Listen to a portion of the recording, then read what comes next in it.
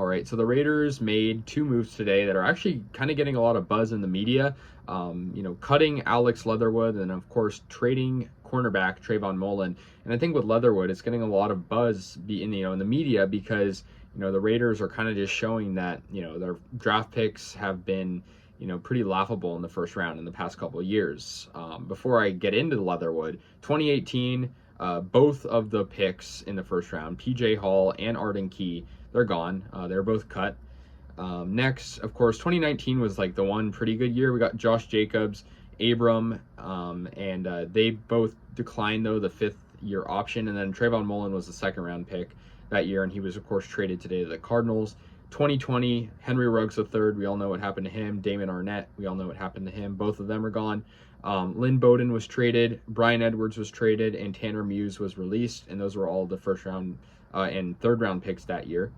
And then, of course, 2021, most recently, Alex Leatherwood, offensive lineman, is waived. And, I thought the Raiders might trade him, but then I saw how badly he was playing in the preseason. I think with an offensive lineman, it'd be kind of hard to see, the progression, and, it's not like a stat-heavy position, but Leatherwood, you could just tell, was not in it. He was not NFL ready. I think he's an embodiment of, like, just because you go to the University of Alabama does not mean that you are NFL ready. And he won a national championship there. He was good there. But I think, honestly, Alex Leatherwood is one of the biggest busts we've seen in a while, draft busts. He was 17th overall pick in the 2021 NFL draft. And even on draft night, analysts were saying he was a reach.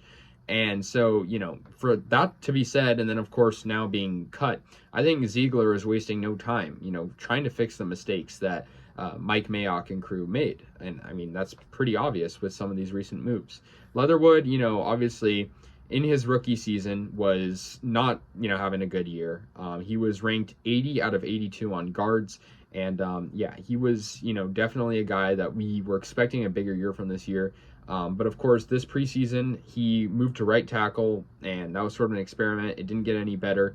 And, basically all the other teams I've heard that, were interested in trade talks, or the Raiders were interested in trading with, they all, declined all offers. And, it's disappointing considering the Raiders could have gotten a much better pick in the 2021 draft.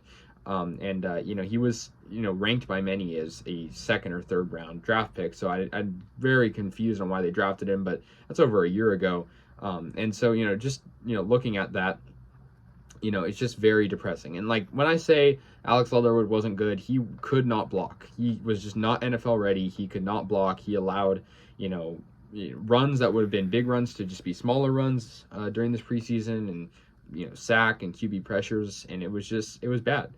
And so, that was the first move. They ultimately cut it in. And next we have Trayvon Mullen, who was traded to the Cardinals. Obviously, Trayvon Mullen, like I said, he was drafted a couple of years ago.